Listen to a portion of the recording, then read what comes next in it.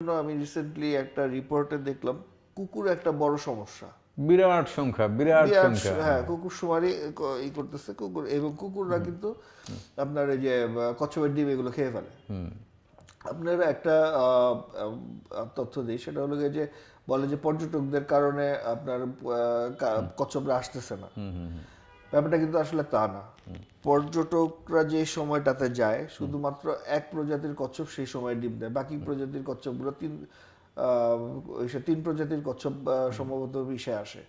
Rare যে তিন প্রজাতির, সবুজ কচ্ছপ একটা আছে, অলিভ কচ্ছপ আছে, অলিভ টার্টল, লেদার ব্যাগ, আরেকটা কি যেন নাম এই মুহূর্তে মনে নেই। আচ্ছা।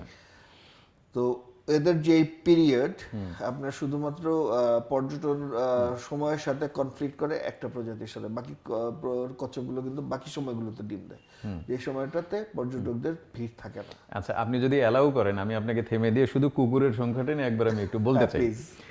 সেটা হচ্ছে, আমি একবার এরকম সেন্ট মার্টিনে যাওয়ার পরে আমি কুকুরের সংখ্যা যা দেখলাম সেটা হচ্ছে, ধরেন যেটি ধরে হেঁটে আপনি বাজারের দিকে যাবেন, যেতে ডান পাশের যে বীজটা, হ্যাঁ, আমার মনে হলো মানে কুকুর বোধহয় 10-12 হাজার হবে। এবং মজার ব্যাপার হলো ওই দ্বীপে কোনো টুরিস্ট নাই।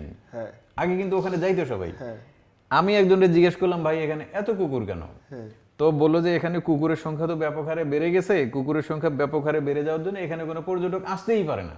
তার মানে একটা বিচ আসলে কুকুরের নিয়ন্ত্রণে, কুকুরের দখলে, কুকুরের দখলে। তো ব্যাপারটা কেমন অদ্ভুত না? তো আমরা খালি তো পর্যটক নিয়ন্ত্রণ করলে হবে না, কুকুরের সংখ্যা নিয়ন্ত্রণ করা লাগবে। কুকুর নিয়ন্ত্রণ করতে হবে। জি।